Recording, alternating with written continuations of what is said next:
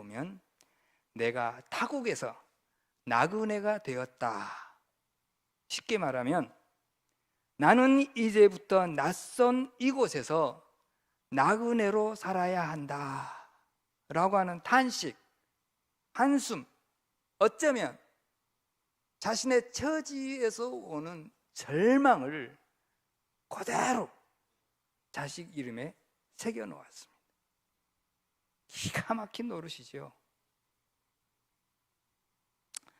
성도 여러분, 제가 좀 우스운 이야기를 하더라도 양해하시고 들어주시면 감사하겠습니다. 제가 어렸을 때 유행가, 요즘 말로 하면 대중가요를 싹 잘 불렀습니다.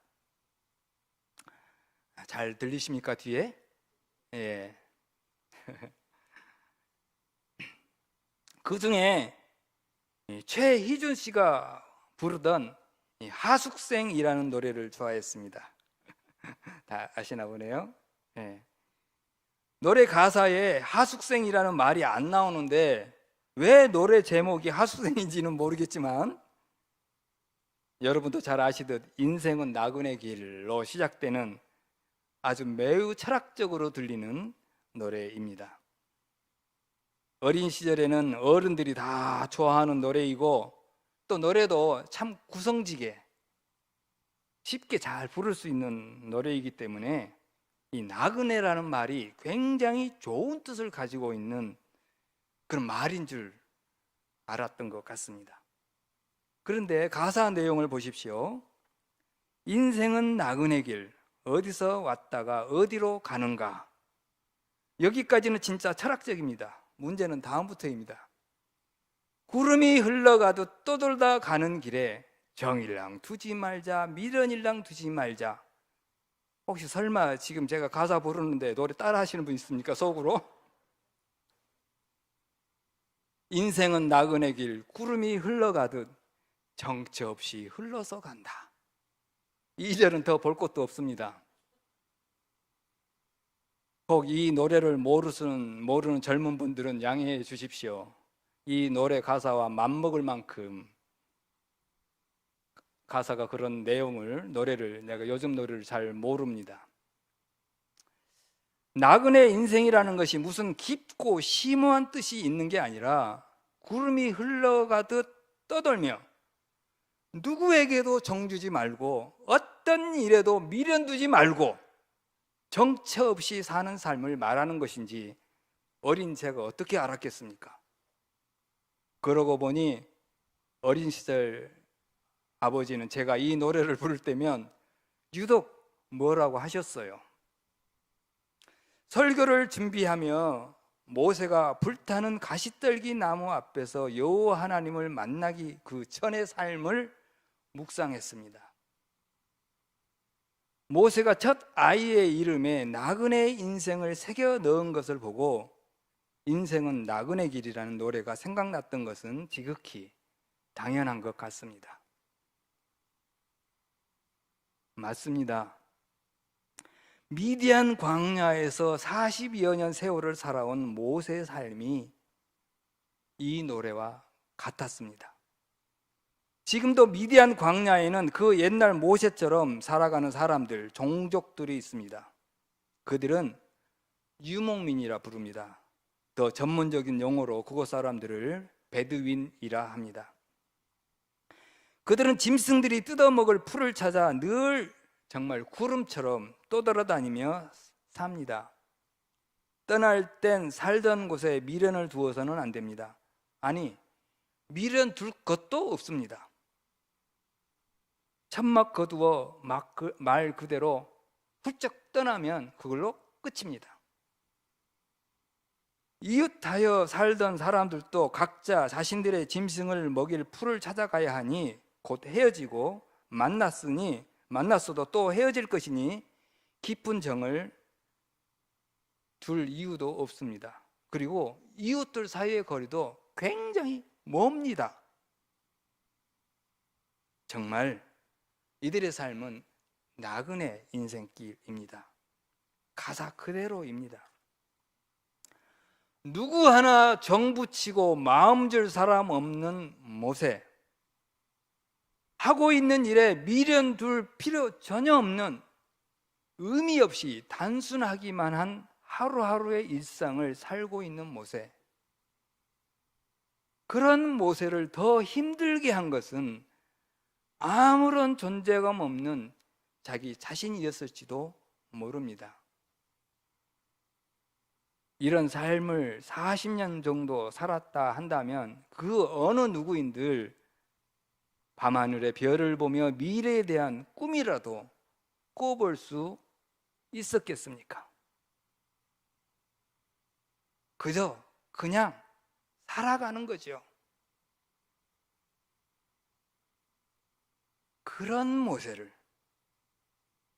그런 모세를 하나님께서 찾아오셨습니다. 모세가 하나님의 존재를 잊은 지 얼마나 됐는지 모릅니다.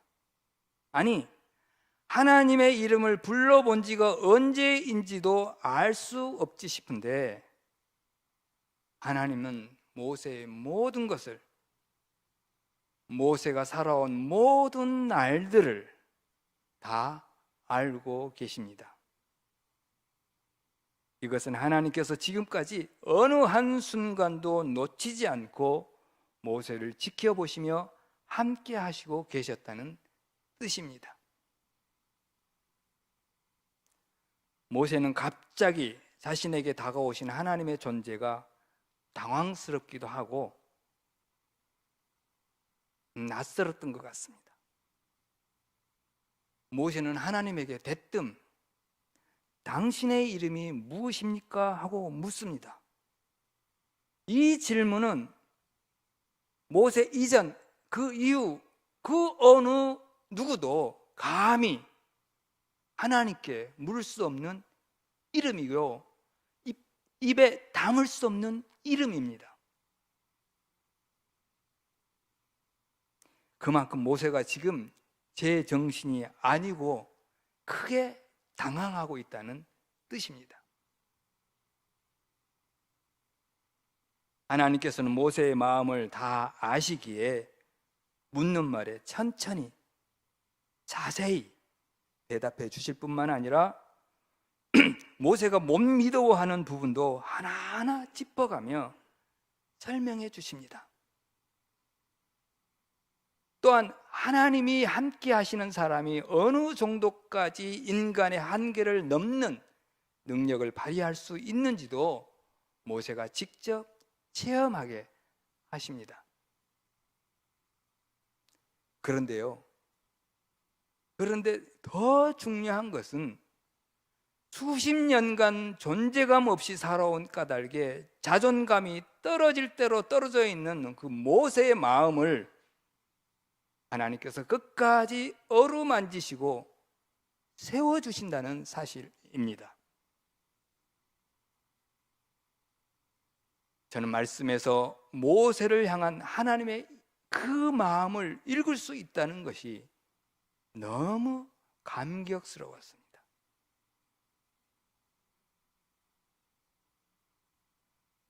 하나님께서 모세를 부르신 것은 노예살이하는 하나님의 백성을 애굽 땅 바로에게서 해방시키는 그 엄청나고 무거운 짐을 사명이라는 이름으로 모세의 어깨에 메어주는 것만이 아닙니다.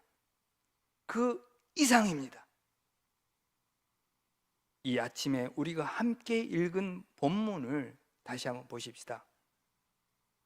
4장 18절에 보면 모세가 장인 이드로에게 하직 인사하면서 하는 말이 나옵니다. 내가 애굽에 있는 내 형제들에게로 돌아가서 그들이 아직 살아있는지 알아보려 하오니 나로 가게 하소서. 애굽에 있는 내 형제들에게 돌아갑니다 하는 이 말, 모세가 그동안 얼마나 하고 싶었던 말이었을까요? 아니, 이런 말을 하게 될 날이 오기나 할지 모세가 생각이나 했을까요?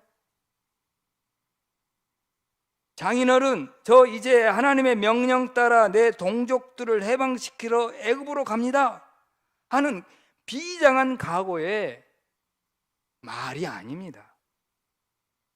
그저 언제부터인지는 몰라도 저 가슴속 깊이 묻어두었던 말을 꺼낸 것입니다. 가족이 보고 싶어 갑니다. 가족이 보고 싶어 갑니다.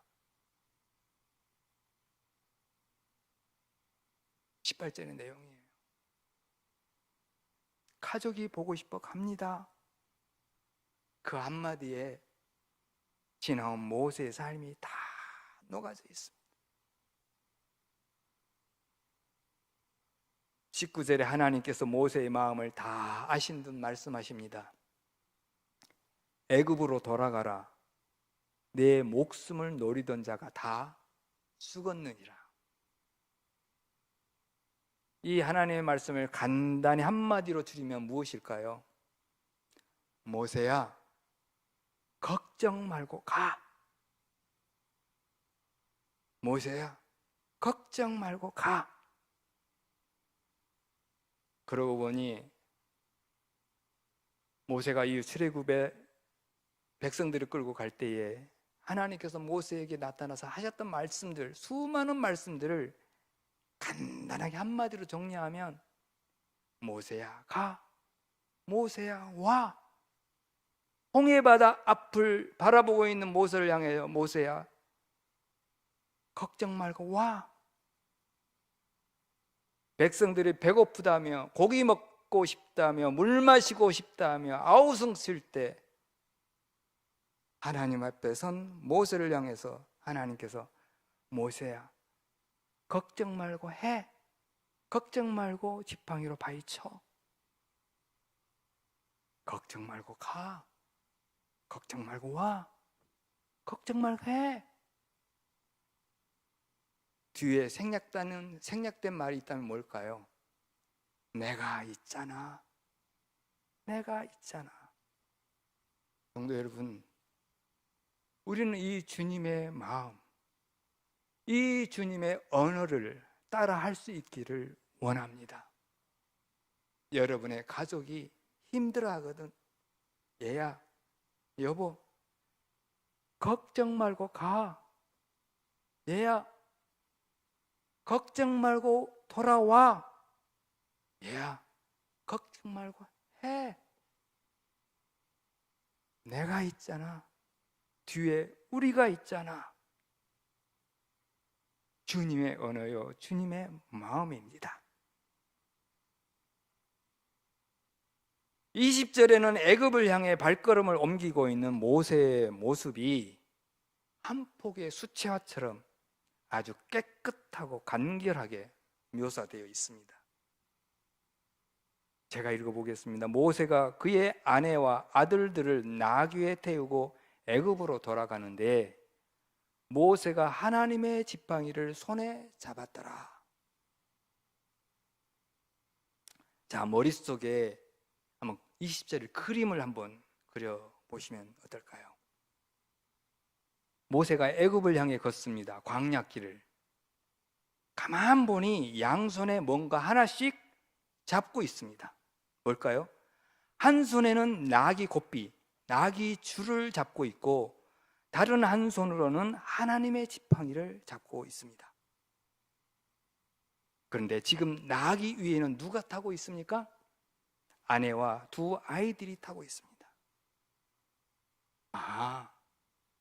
모세가 가고 있는 길에 사랑하는 가족이 함께 하고 있고 하나님이 함께 하시고 계시는구나.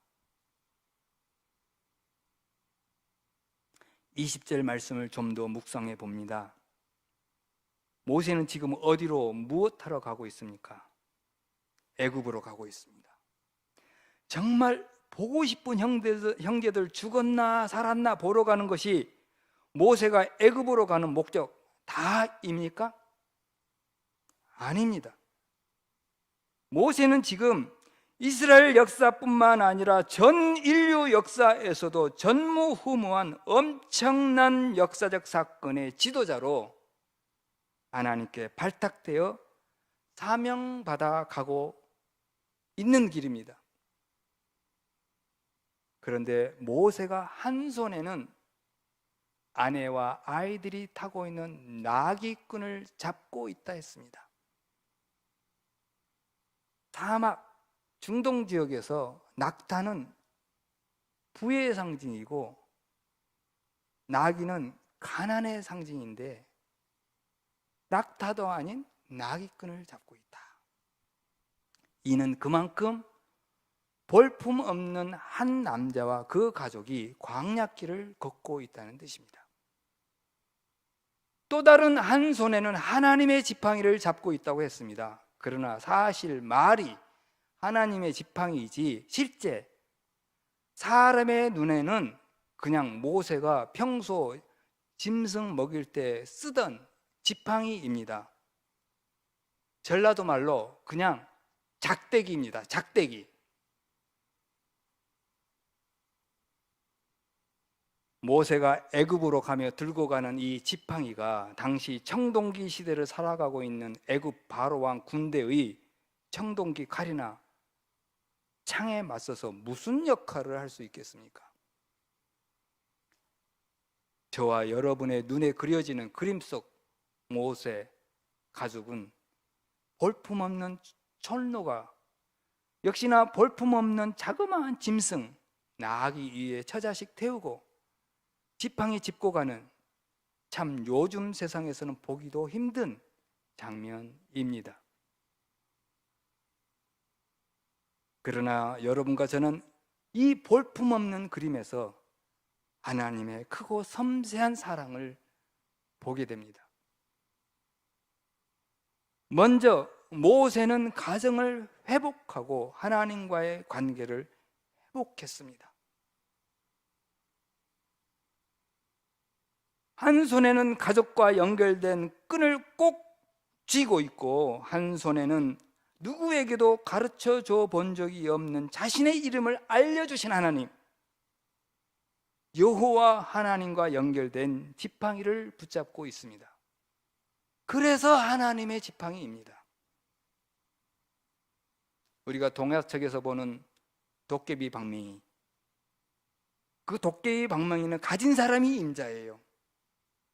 누구든 그것만 가지면 뚝딱하면 은 나오고 뚝딱하면 금 나오고.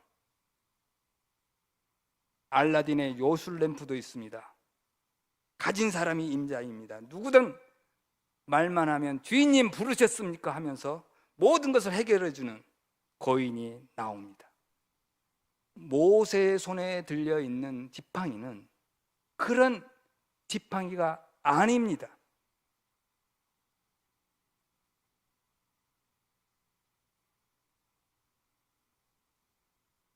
하나님이 모세에게 처음 알려주신 그분의 이름 여호와, 나는 스스로 있는 자다라는 뜻의 이름은 도대체 모세에게 어떤 의미가 있었을까요? 도무지 자기 스스로는 서 있을 수 없었던 모세를 여기까지 있게 하신 그분의 이름입니다. 누구도 불러주지 않았던 존재감 없는 모세의 이름을 불러주신 분의 이름입니다. 어디에 쓸모있는 인간일까 싶은 모세를 불러 쓰시러 보내시는 분의 이름입니다. 그분의 이름을 담고 있는 지팡이, 하나님의 지팡이. 이것이 20절 그림에서 첫 번째 보여지는 의미입니다.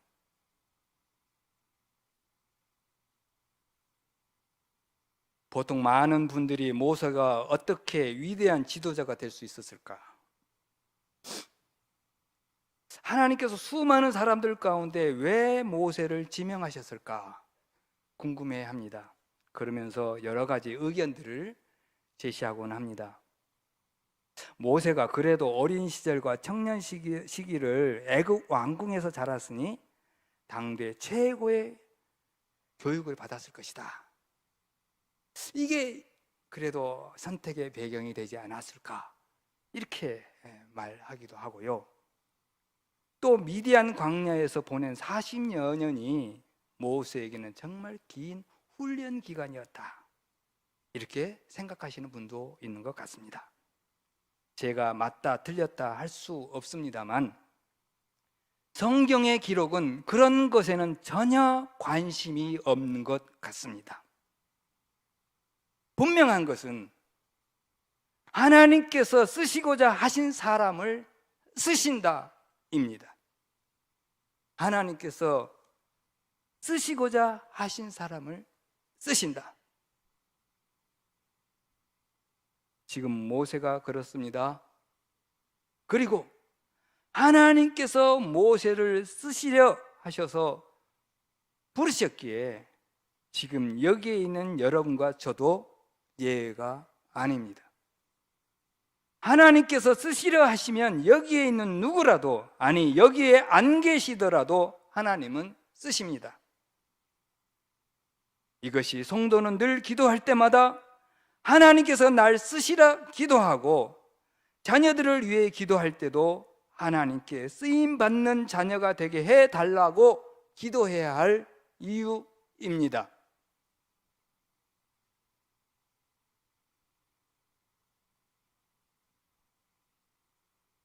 이것이 20절에 그려진 두 번째 뜻입니다. 지금 모세가 양손에 가족과 연결된 끈과 하나님의 지팡이를 꼭 잡고 가는 곳은 어디입니까? 애굽입니다.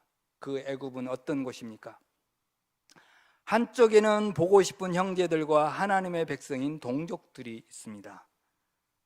다른 한쪽에는 바로 왕과 그의 무서운 군대들이 있습니다. 한쪽에는 형제들과 동족들의 고통과 부르짖음과 근심이 있습니다. 다른 한쪽에는 애굽 사람들의 폭력과 그들만의 풍요와 쾌락이 있습니다. 모세는 지금 어느 쪽으로 가고 있습니까? 고통과 부르짖음과 근심으로 나를 지새우는 형제들과 동포들이 있는 곳으로 향하고 있습니다. 쉽지 않은 방향입니다. 두렵고 떨리는 방향입니다.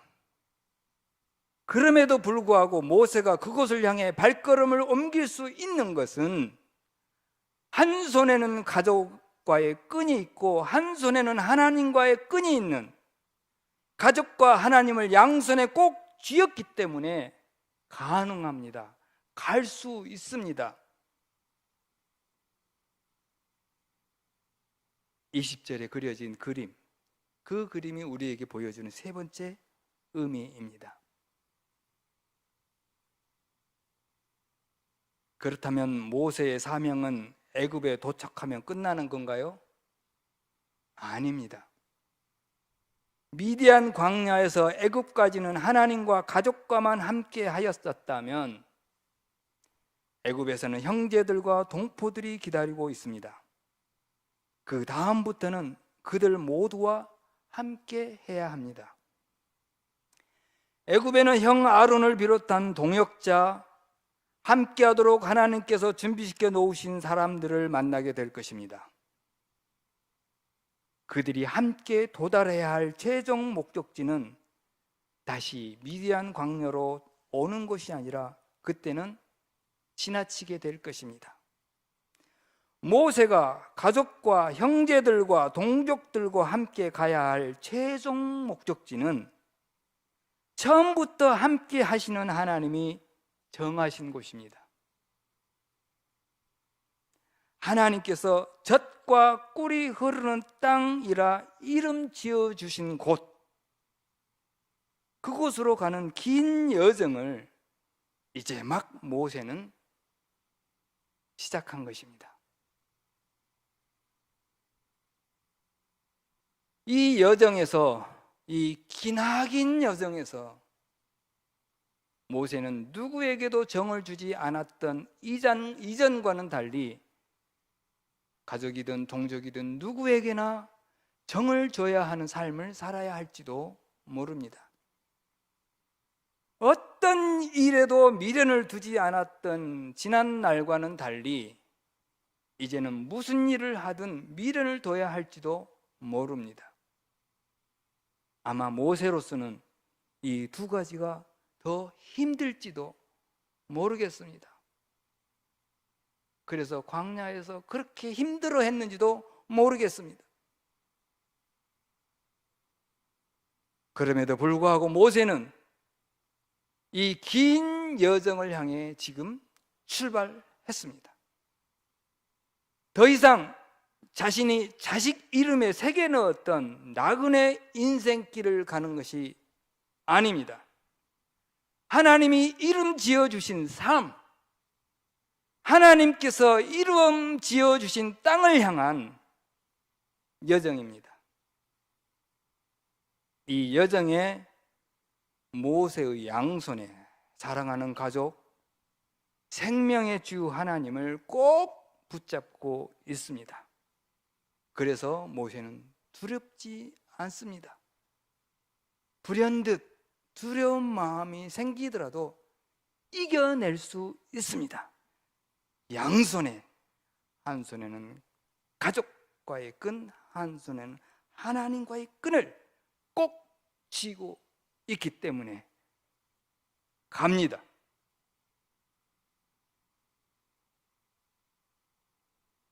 이 모습이 20절에 그려져 있는 그림의 네 번째 의미입니다. 사랑하는 성도 여러분, 20절에서 보여지는 이 그림에 여러분은 한 발자국 더 들어가 어떤 의미를 찾아내시겠습니까? 찾아내셔야 합니다. 여러분의 삶의 자리에서 여러분이 안고 있는, 아니 말할 수 없는 저 깊은 가슴 속에 숨겨져 있는 그 문제로 이 20절에서 찾아내야 합니다. 여러분의 한 손에는 가족의 끈, 여러분의 한 손에는 하나님의 끈을 꼭 붙잡고 찾으시길 바랍니다.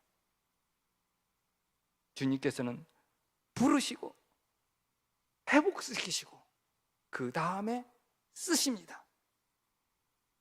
부르시고 회복시키시고 쓰십니다.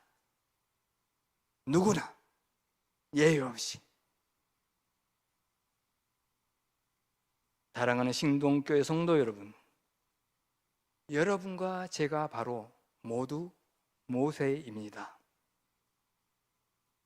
우리 모두의 가족이 모세 가족입니다. 나아가 여러분이 섬기는 신동교회가 모세요, 모세의 가족이요, 모세의 형제들이요, 모세의 동족들입니다.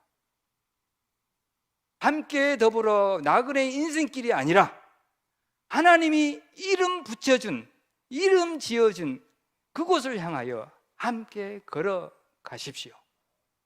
주께서 여러분을 부르시고 회복시키시고 쓰시고자 하시는 뜻입니다. 기도하겠습니다.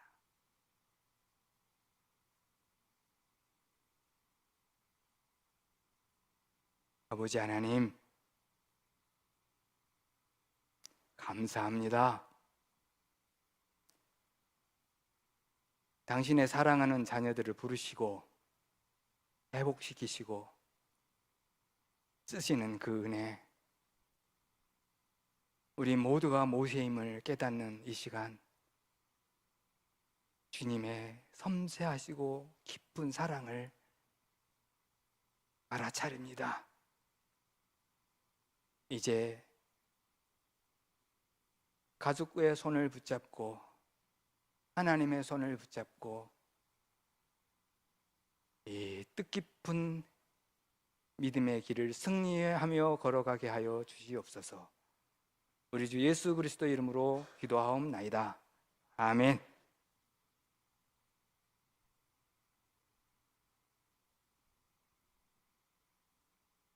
다 같이 일어서서 화성의 찬송 304장 하시겠습니다.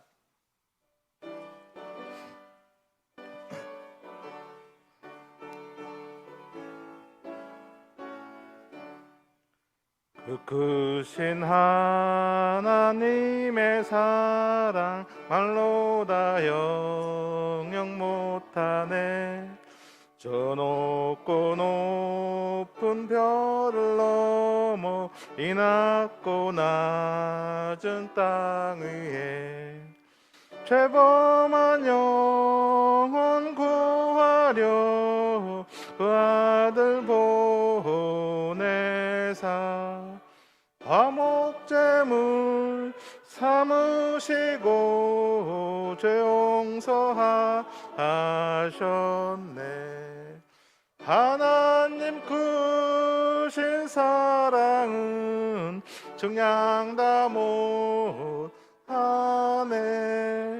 영원히 변치 않는 사랑 성도여 찬양하세. 괴로운 시절 지나가고 땅 위에 영화세할 때 주 믿지 않던 영혼들은 큰 소리 외쳐 울어도 주 믿는 성도들에게 큰 사랑 베푸사 우리의 죄 사했으니 그 은혜 잊을까. 하나님 크신 사랑은 정량 다 못하네. 영원히 변치 않는 사랑 성도여 찬양하세. 하늘을 두루마리 삼고 바다를 먹물 삼아도 한없는 하나님의 사랑 다 기록할 수 없겠네. 하나님의 크신 사랑 그 어찌 다 쓸까. 저 하늘 높이 쌓아도 채우지 못하리. 하나님 크신 사랑은 정량 다 못하네. 영원히 변치 않는 사랑 성도여 찬양하세. 목사님 나오셔서 축도하시겠습니다. 이제는 우리 주 예수 그리스도의 은혜와 하나님 아버지의 사랑과 성령의 교통하심이 주님의 부르심을 받아 회복되고 쓰임받는 신동교회 모든 성도님들과 그들의 가정과 그들의 일터와 그들의 자녀들이 다니는 학교와 이 지역사회와 이 나라와 이 민족과 온 누리 가운데 이제로부터 영원토록 함께 하시옵기를 간절히 축원하옵나이다. 아멘.